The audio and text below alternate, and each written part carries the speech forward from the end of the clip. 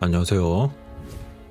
의심할 여지 없이 고대 세계의 수백만 개의 놀라운 유물들이 수천 년 전 우리 조상의 삶에 빛을 비추는 데 사용이 되었습니다.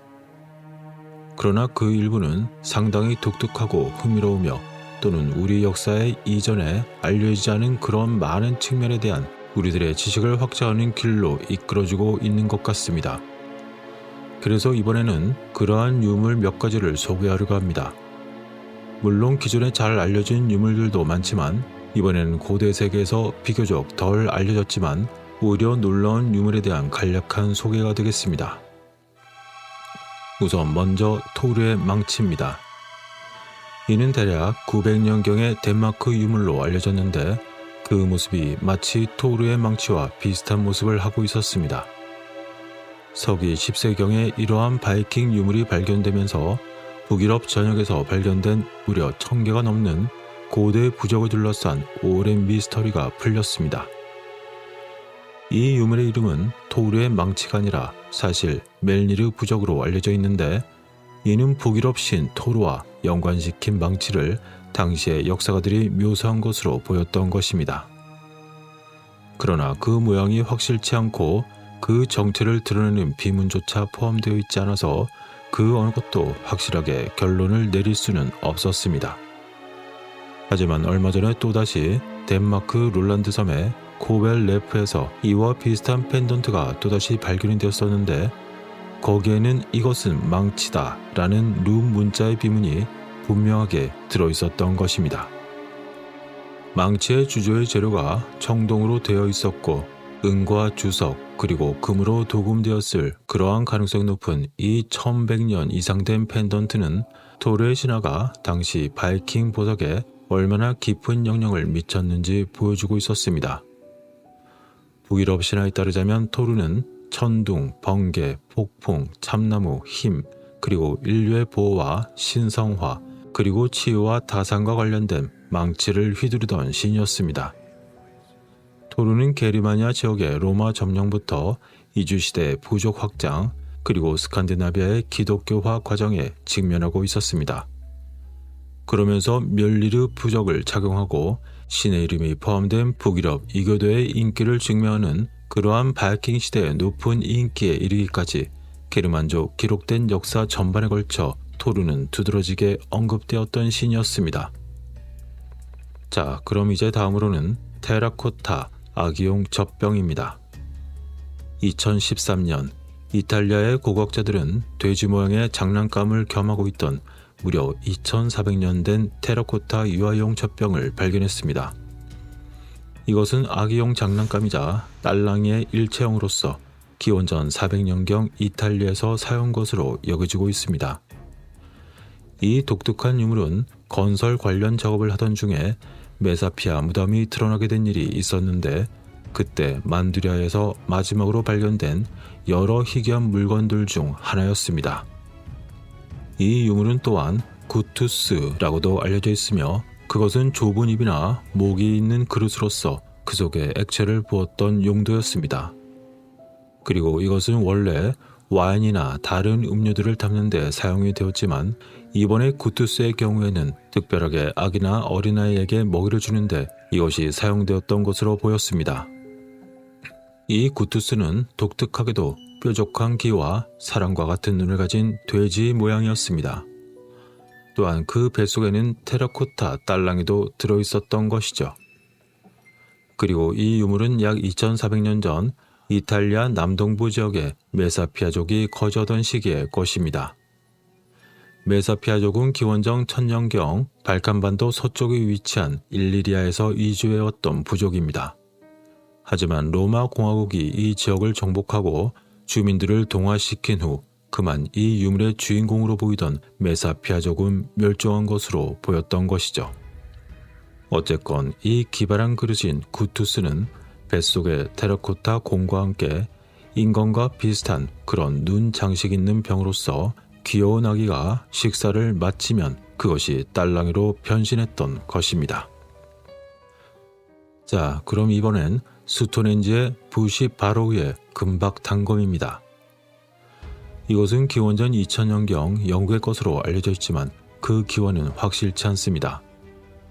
1808년 영국 최초의 전문 고고학자 중 한 명이었던 윌리엄 커닝턴은 스톤헨지의 왕의 왕관 보석으로 알려진 것을 발견했습니다. 이 보석은 스톤헨지에서 불과 0.8km 정도 떨어진 커다란 청동기 시대 매장 뒤에서 발견이 되었는데 오늘날 부시베로라고 불립니다. 대략 4,000년 된 베로에서 이 유물의 발견자였던 커닝턴은 화려한 보석과 망토를 고정하는 금 마르모골 모양의 복잡하게 장식된 단검을 발견했던 것입니다. 이 단검은 원래 너비가 3분의 1mm에 불과한 최대 14만 개의 작은 금의 조각들로 엄청나게 정밀하게 장식이 되었습니다. 이 물건을 만들기 위해서 당시의 제작자는 아마도 인간의 머리카락보다 약간 더 두꺼운 그렇게 극히 가는 금선을 당시에 만들었어야 했을 것입니다. 그런 다음 금선의 끝을 납작하게 편 뒤에 유물의 머리를 만들고 매우 날카로운 부싯돌이나 흑요석 면도칼로 그 머리 아래 1mm를 자릅니다. 그런 다음 이 섬세한 과정을 문자 그대로 수만 번 이상 반복했을 것입니다. 그런 다음 단검 손잡이에 수천 개의 작은 구멍을 뚫고서는 그곳에 나무 수지를 얇게 핀 다음 접착제로 그 표면에 문질러서 금 조각들을 각각의 자리에 고정했습니다. 그런 다음 각 조각들을 작은 구멍에 조심스럽게 넣었던 것으로 보인 것입니다. 이처럼 놀랍고도 상상을 초월한 것처럼 보이는 작품은 와이어 제조, 금조각의 제각, 구멍 만들기, 그리고 수지 붙이기, 위치의 지정 등등 전체적인 공정을 완료하는 데에만 최소 2,500시간 이상이 걸렸을 것으로 추정됩니다. 그렇게 단검 손잡이 장식의 세부적인 묘사는 마치 비늘을 두른 그런 모습이었습니다. 그리고 조각들은 직선으로 배치되어 그 머리는 물고기의 비늘처럼 서로 겹쳐져 있었습니다. 아주 오래전에 이처럼 정밀한 작품을 만들 수 있었던 사람들은 과연 어떤 사람들이었을까요? 자, 그럼 다음으로는 트룬드 홀름 태양 전차입니다. 이것은 기원전 1700년에서 500년경 덴마크의 것으로 여겨지고 있습니다. 이 트룬드 홀름 태양 전차는 1902년 덴마크 셸란섬의 늪에서 찾아낸 청동과 금으로 만든 유물입니다. 이 유물은 북유럽 청동기 시대였던 기원전 1700년에서 500년가량의 유물이라고는 하지만 정확한 연대는 아직 불확실합니다. 하지만 이 멋진 전차는 청동의 말이 끄는 모습으로서 한쪽에는 얇은 금박을 댄 청동 원반이 있는데 여기서 바퀴 역시 청동으로 만들어져 모두 6개로 구성되어 있습니다. 이 트룬드 홀름 태양전차는 의식용 물건이라는 점 외에도 아마 달력의 역할을 했을 것이라는 의견도 있었습니다. 이런 이론은 코펜하겐 대학교 고고학 교수였던 클라우드 란스보리가 제안했는데 그는 황금색의 낮은 면이 태양년의 13과 관련된 차원을 가지고 있고 큰 중앙의 동심원의 밤의 면은 6개의 음력달과 관련된 그런 차원을 가지고 있다고 설명했습니다.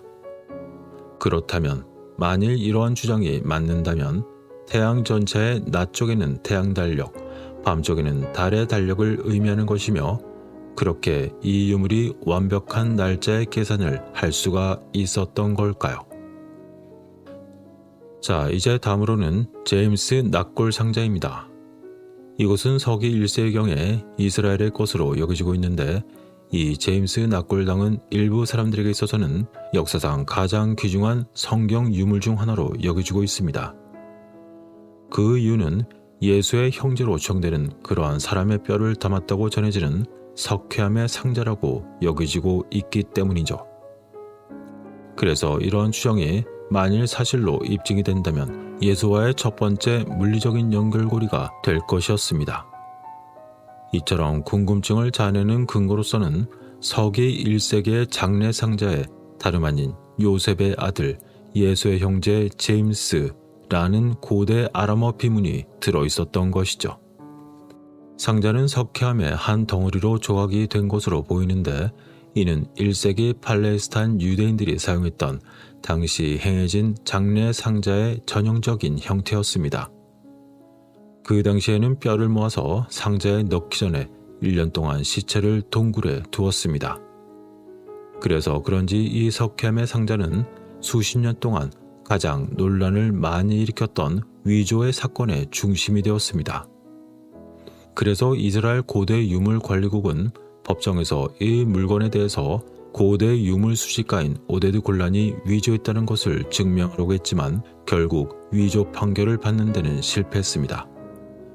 그래서 이후 다른 방도로서 이 물건의 소유권을 얻으려고 했지만 그마저 실패하고 말았던 것이죠.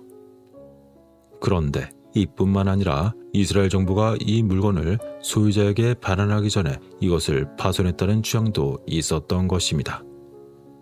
이처럼 논란의 제임스 낙골함, 이것은 2002년 11월 15일부터 2003년 1월 5일까지 로열 온타리오 박물관에 과거에 전시되었던 적이 있었습니다.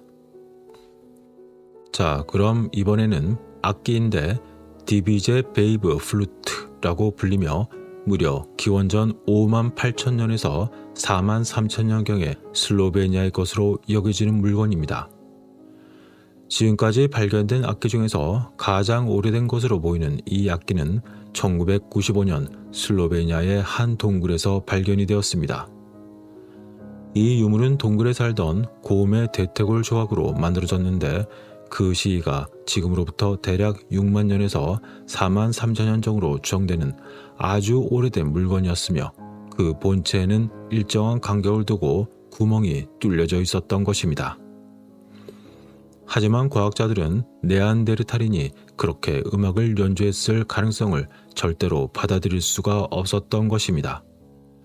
그래서 이처럼 오래된 악기 유물이라는 주장을 모두 거부하면서 이 물건에 드러난 매우 단순하면서도 완벽하리만치 간격을 두고 깔끔하게 조각된 구멍들이 사실은 동물이 뼈 조각을 씹는 바람에 그래서 생긴 결과라고 그들은 주장하기에 이르렀던 것이죠. 그러나 이 수만 년 전의 디부제 바베 플루트가 실제로 악기라는 의견이 점차 늘어나고 있었는데 그 이유는 네안데르탈인에 대한 관점이 과거 교과서에 원시적이고 교양 없는 짐승에서 이제는 점차 더욱 정교한 인간이라는 그러한 이론으로 네안데르탈인에 대한 평가가 마침내 바뀌고 있었기 때문입니다. 이 흥미로운 디부제 바베 플루트는 대략적으로 후기 플라이스토세 시기의 악기로 추정되고 있는데 실물의 크기는 길이가 13.36cm에 해당하고 현재 슬로베니아 국립박물관에 보관이 되어 있습니다. 자, 그럼 다음으로는 카라레 키프인데 이것은 페루의 기원전 3000년쯤의 것으로 여겨지고 있습니다. 하지만 이 또한 정확한 시기는 아닙니다. 어쨌건 카라레 성스러운 도시는 대략 5000년 된 대도시로 아메리카에서 가장 오래된 문명인 노르테 치코를 대표하고 있습니다. 이 유적지에서 발견된 수많은 놀라운 유물 중에서 키프라고 알려진 매듭이 있는 끈 조각을 고고학자들이 발견한 적이 있었던 것이죠.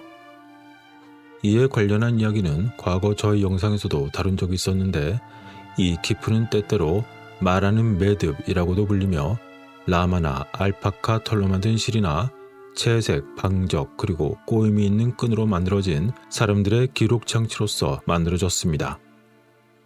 잉카 시대 이 끈으로 된 정보 전달 시스템은 세금에 대한 모니터링 그리고 인구 조사 기록의 적절한 수집과 함께 달력 정보 그리고 군사 조직에 이르기까지 다양한 데이터를 수집하고 그것을 기록 유지하는 데 많은 도움이 되었다고 알려져 있습니다. 이 끈에는 십진법의 위치 체계의 매듭으로 인코딩된 숫자 및 기타 값들이 포함되어 있습니다.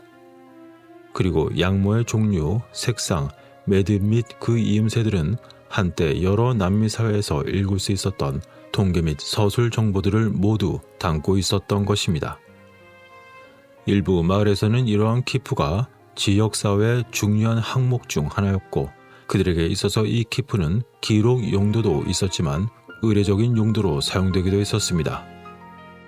하지만 카랄에서 이러한 키프가 발견되기 전까지는 서기 650년 이전의 키프라는 것은 발견되지 않았었습니다. 따라서 이러한 새로운 발견에 대한 중요성은 안데스 남미 주민들이 일반적으로 사람들이 처음 생각했던 것보다도 훨씬 더 오래전인 수천 년 이전부터 정보의 전달이 가능했었고 그 수단으로서 이 복잡한 기록 시스템을 사용했다는 것이 이제 분명해졌다는 것입니다. 자, 끝으로 이번에는 우바이드 도마뱀입니다. 이곳은 예전 저의 영상에서도 잠시 다룬 적이 있었는데 대략 기원전 5000년 이전에 현재의 이라크 지역의 것으로 여겨지고 있습니다. 20세기 초에 고고학자들은 이라크의 텔 알루바이드 유적지에서 발굴을 하던 중 정말로 이상하면서도 특이한 발견을 한 적이 있었습니다. 긴 머리에 아몬드 모양의 눈, 게다가 길고 가늘어진 얼굴, 그리고 마치 도마뱀과 같은 코를 포함하여 전체적으로 분명 도마뱀과 비슷한 특징을 가졌지만 그 몸은 인간형 인물을 묘사하고 있는 듯한 그러한 7000년 된 유물들이 많이 발견이 되었던 것입니다. 그중 일부는 헬멧을 쓰고 있기도 하고 그중 일부는 어깨에 어떤 종류의 마치 패딩이 있는 것처럼 보였습니다. 게다가 다른 인형들은 아마도 정의와 통치의 상징으로서 지팡이나 호를 든 것으로 발견이 되었습니다. 또한 이 유물들은 남성과 여성으로 구분이 되었는데 이 조각 인형들은 서로 다른 자세로 발견이 되었지만 그 중에서도 가장 이상한 조각품은 다름 아닌 젖을 먹이는 아기를 안고 있는 여성형 인형으로서 그 젖을 먹는 아이마저도 도마뱀과 매우 비슷한 특징을 가지고 있었던 것입니다. 우바이디안 문화는 기원전 5500년에서 4000년 사이로 거슬러 올라가는 메소포타미아의 선사시대 문화입니다. 그러나 수메린과 마찬가지로 우바이디안 사람들의 기원은 거의 알려져 있지 않습니다.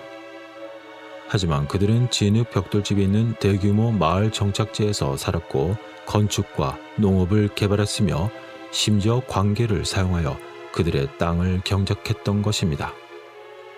과연 당시의 고대인들은 무엇을 표현하려고 했던 걸까요? 어쩌면 고대 인류를 이끌던 리더인 엘리트 집단은 이들과 비슷한 모습을 하고 있었던 걸까요?